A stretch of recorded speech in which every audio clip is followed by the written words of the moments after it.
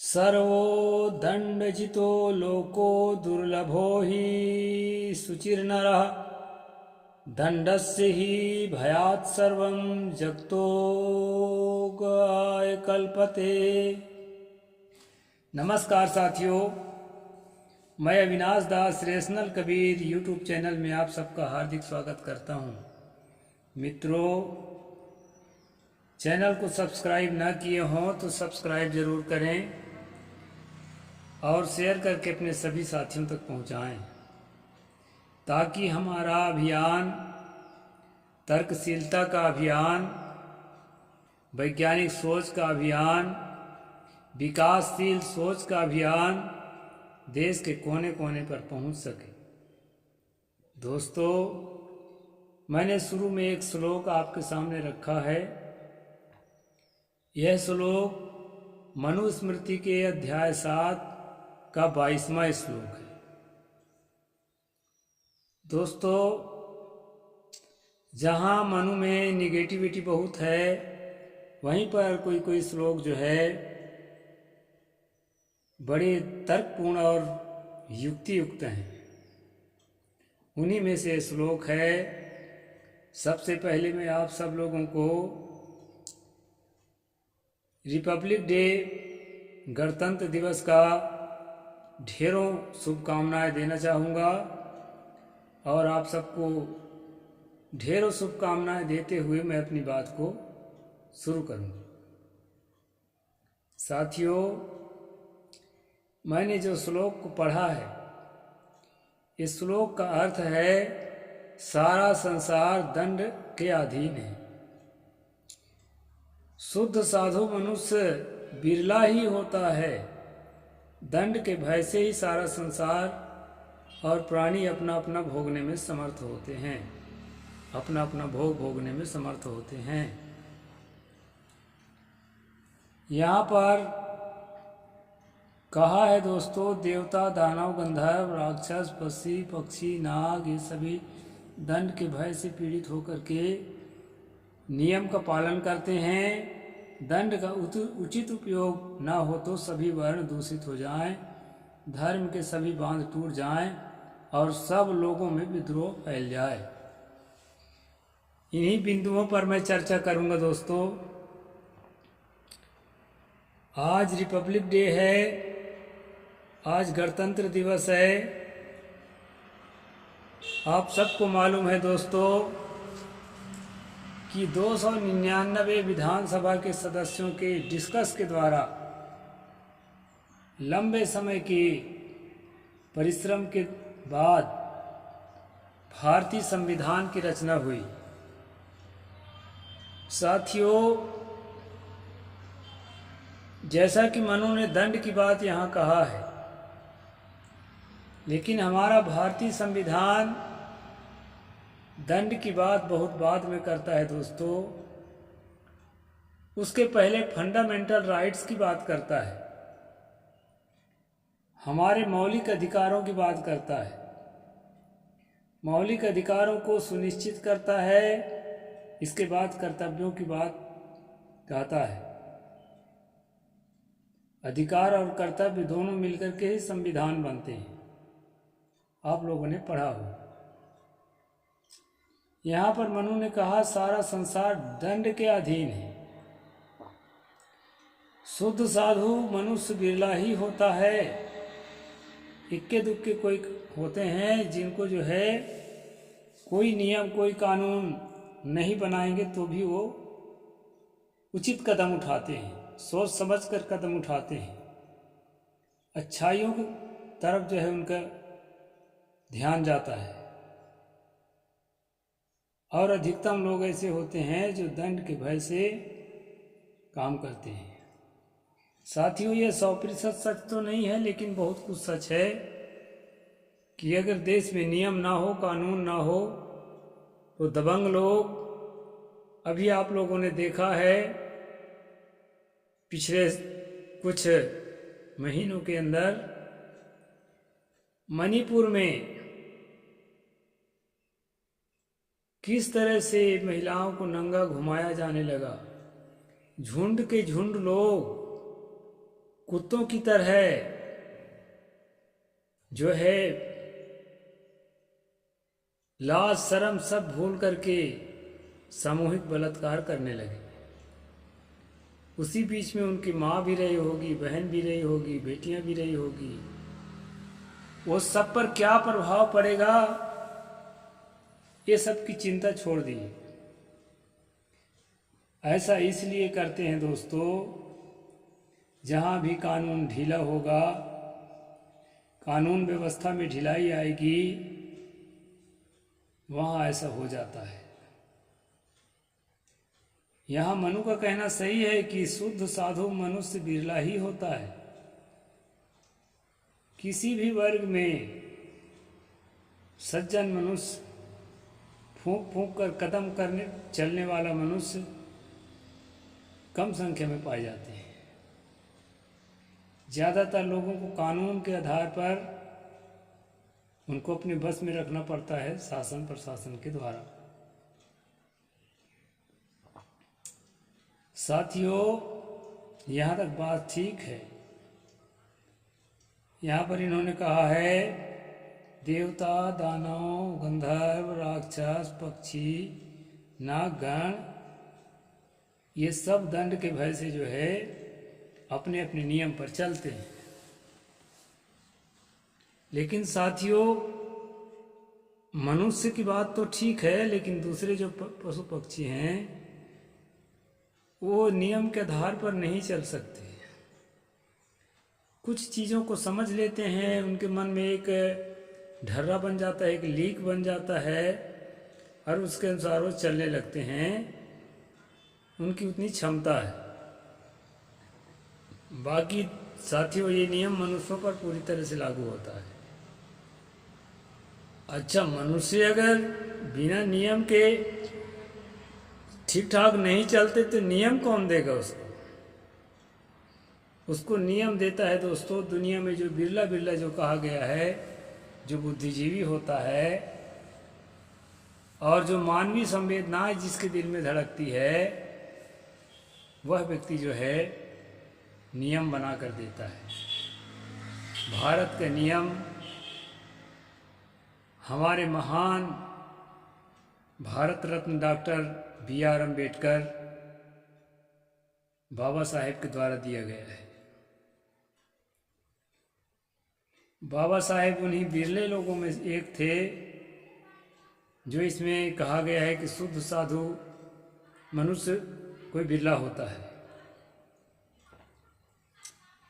और मैं अगर अपनी ओर से कहूँ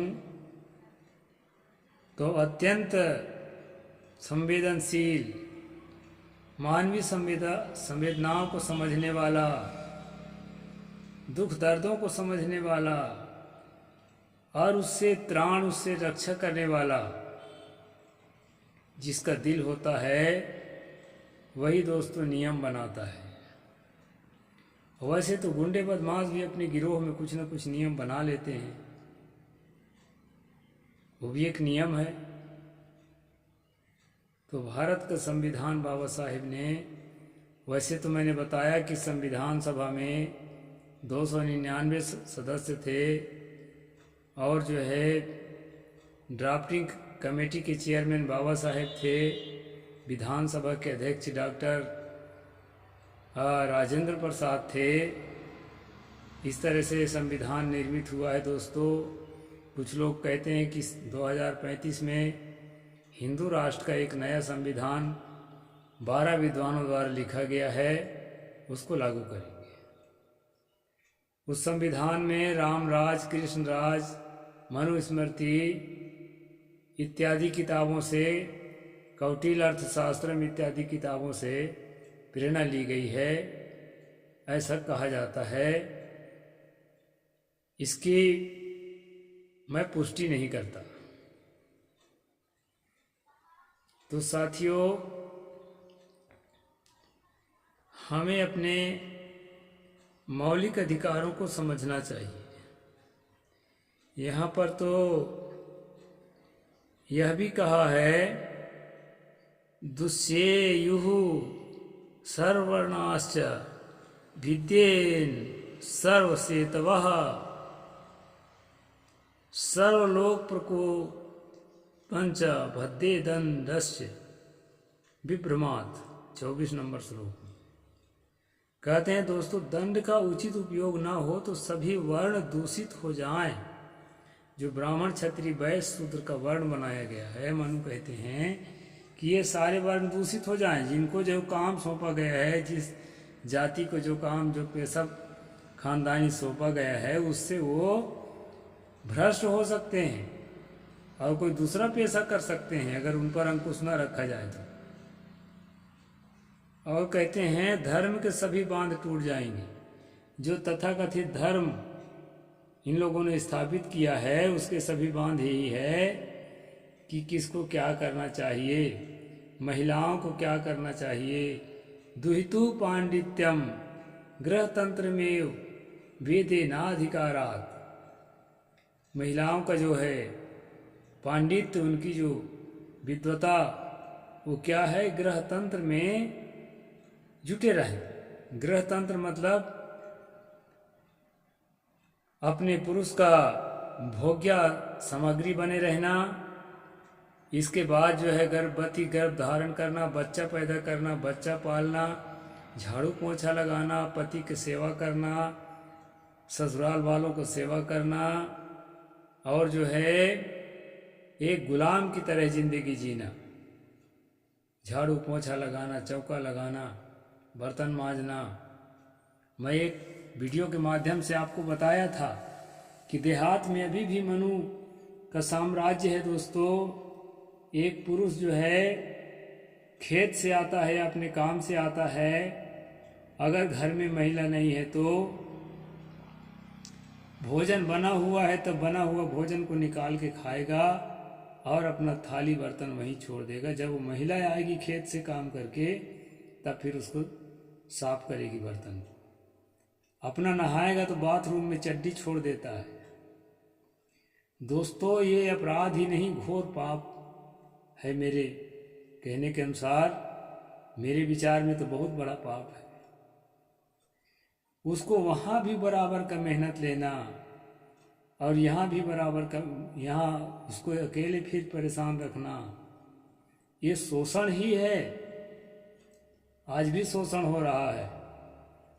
इसलिए 1-2 दिन का, 1-2 महीने का, 1-2 साल का कम उम्र की लड़की से पुरुष के साथ विवाह करते हैं ताकि अपने उम्र के नाते भी वो उस पर बड़ा होने का दबाव बनाए रहे। तो इस प्रकार से दोस्तों, महिलाओं के साथ जो होता है, उसके लिए बाबा साहेब ने ये नियम दिया है हिंदू कोड बिल के अंदर कि महिलाओं को भी समानता का अधिकार मिले, उनको भी छूट मिले कि वो जॉब कर सकें, उनको भी संपत्ति में हिस्सा मिले, माता पिता की संपत्ति में, ससुराल की संपत्ति में। तो इस तरह से दोस्तों, महिलाओं के लिए जो बांध बनाए गए थे, इसमें मनु ने कहा सारे बांध टूट जाएंगे। शूद्रों के लिए जो बांध बनाया गया था कि शूद्र को क्या करना चाहिए, गीता में भी परमात्मा भगवान कृष्ण ने कहा है कि परिचर्यात्मक कर्म शूद्रस्यापि स्वभावजम्। शूद्रों का स्वभाव है कि वो परिचर्यात्मक कर्म करें। परिचर्यात्मक कर्म मतलब सेवा का काम। जिसको टट्टी उठाने का काम दिया गया है, वो खानदानी टट्टी ही उठाएं। जिसको मरे पशु का चाम छीलने का काम दिया गया है, वो खानदानी रूप से चाम ही छीलें। जिसको तेल पेरने का काम दिया गया है, वो तेल ही पेरें। जिसको दारू बनाने का काम दिया गया है, वो दारू ही बनाएं। इस प्रकार का जो बांध है दोस्तों, उस बांध को न टूटने पाए। इसमें कहा है विप्रशैव नैव शूद्रस्य विशिष्टम कर्म कृत्यते यत्तो न्याद्धि कुरुते तद्भवस्य निष्फलम। ब्राह्मण की सेवा करना ही शूद्र का विशिष्ट कर्म कहा गया है। इस कार्य से भिन्न वह जो भी कार्य करता है उसके लिए निष्फल होता है। इस प्रकार से दोस्तों, जो बांध बनाया गया है महिलाओं के लिए, शूद्रों के लिए, उस बांध में ही वो बंधे रहें, उससे इतर कोई भी काम ना करें। ये हिंदू राष्ट्र, राम राज कृष्ण राज या मनुराज के नियम कानून है दोस्तों। इन्हीं सारे नियम कानूनों को तोड़ करके मनुस्मृति में आग लगा करके दोस्तों 25 दिसंबर 1927 को महाराष्ट्र कोलाबा महाड़ गांव बाबा साहेब ने संकल्प लिया था कि ऐसा राज मुझे चाहिए। वैसे सदगुरु कबीर साहेब ने और उनके समकक्षी रैदास संत रैदास ने, ये सभी ने कल्पना किया था कि हमारा देश हर आदमी के लिए, देश ही क्या पूरी दुनिया हर आदमी के लिए लगे कि ये मेरा अपना देश है, ये मेरा अपना गांव है। उसको महसूस हो, उसको हर समय ये महसूस ना हो कि मैं कहाँ आ फंसा। जिंदगी की तलाश में हम मौत के कितने पास आ गए, जब ये सोचा तो घबरा गए, आ गए हम कहाँ आ गए। ऐसा उसको हर समय फील नहीं होना चाहिए किसी भी भारत के नागरिक को, बालक को, वृद्ध को। ये बाबा साहेब का सपना था। इसलिए हर व्यक्ति को वोट का समान अधिकार दिया गया। सरकार बनाने में हर आदमी का मत चाहिए, चाहे वो पढ़ा लिखा हो, ना पढ़ा लिखा हो, धनवान हो, निर्धन हो, व्यापारी हो, मजदूर हो, महिला हो, पुरुष हो, सबको वोट का अधिकार दिया दोस्तों। सबको पैसा रखने का अधिकार दिया, क्योंकि मनु के जो नियम है उसमें शूद्रों को और स्त्रियों को पैसा रखने का अधिकार नहीं था, संपत्ति रख करके चलने का अधिकार नहीं था। और ब्राह्मण को अधिकार दिया था कि अगर शूद्र के पास संपत्ति हो उसको छीन लिया जाए, क्योंकि वो बाधा पहुंचाएगा संपन्न होने के बाद। तो ये सारे नियमों को तोड़ करके दोस्तों सबको संपत्ति रखने का अधिकार, सबको सरकार बनाने में वोट देने का अधिकार और सबको शिक्षा का अधिकार दिया, ताकि पढ़ लिख करके समझ सकें कि मैं कौन हूँ, दुनिया क्या है, क्या चल रहा है और क्या चलना चाहिए। इन सब चीज़ों को सब कोई समझ सकें दोस्तों। और ये शिक्षा से संभव है। बिना पढ़ा लिखा आदमी, उसको जहाँ ठहरा दिया जाता है वहीं ठहरा रह जाता है। अन्यस्य प्रेष्य कामोत्थाप्य यथा काम बध्य, उसके लिए जो कहा गया है कि जो दूसरे की प्रेरणा से काम करे, अपने से कुछ भी करने का, बोलने का, सोचने का उसको हक नहीं है। उसको जहाँ स्थापित कर दिया जाए वहाँ रहे, और ऑर्डर मिले तो झोपड़ी उखाड़ कर वहाँ से भाग चले। कामोत्थाप्य यथा काम बध्य, जरूरत पड़ने पर उसकी वध भी कर दी। वध मतलब हत्या भी कर दी। कीड़े मकोड़े की तरह उस व्यक्ति की अपनी कोई अहमियत नहीं और एक दूसरा व्यक्ति की सारी अहमियत है। इस प्रकार का जो नियम है दोस्तों, हिंदू राष्ट्र का, राम राज्य का, कृष्ण राज्य का, मनु राज्य का, उस सारे नियम को बाबा साहेब ने ख़त्म करके और हमें जो संविधान दिया है, जिसमें हर आदमी हर दिशा में, एक चमार का बच्चा चाम छीलेगा, मरा हुआ पशु को ढोता फिरेगा, उठाएगा, ये जो नियम आज नहीं है। आज एक चमार का बच्चा कलेक्टर बनता है, कमिश्नर बनता है, मिनिस्टर बनता है और राष्ट्रपति भी बनता है। एक भंगी का बच्चा, जिसको वाल्मीकि का बच्चा कहते हैं, वो महिला का टोकरी ही उठाएगा सिर पर। यह बात नहीं है दोस्तों। वह कलेक्टर, कमिश्नर, मिनिस्टर, उद्योगपति, खिलाड़ी सब कुछ बन सकता है और बन ही रहे हैं। तो सारे काले कानून को मिटा करके डॉक्टर बाबा साहेब अम्बेडकर ने हमारे लिए उजला कानून दिया है। तथागत बुद्ध ने कहा है, कणहम धम्मं विप्पहाय सुक्कम भावेत पंडितो। समझदार जो लोग होता है वो काले कर्मों को हटा करके और शुक्ल हो जाता है, उज्जवल हो जाता है। तो काले कानूनों को, काले कर्मों को बाबा साहेब ने हटा करके और देश में उज्जवल कानून दिया। और यही उज्जवल कानून को 26 जनवरी 1949 को कंप्लीट हुआ और सौंपा गया।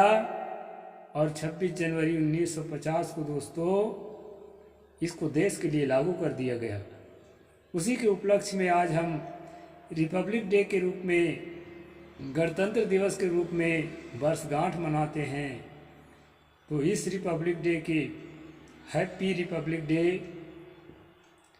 बहुत बहुत मंगल कामनाएं आपको देते हुए आज के व्याख्यान को मैं यहीं पर पूरा करता हूं दोस्तों।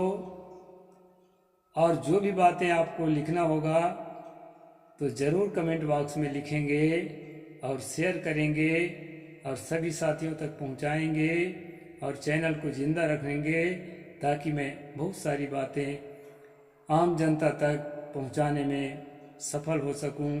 साहेब बंदगी, जय जोहार, जय भीम, जय भारत, नमो बुद्धा।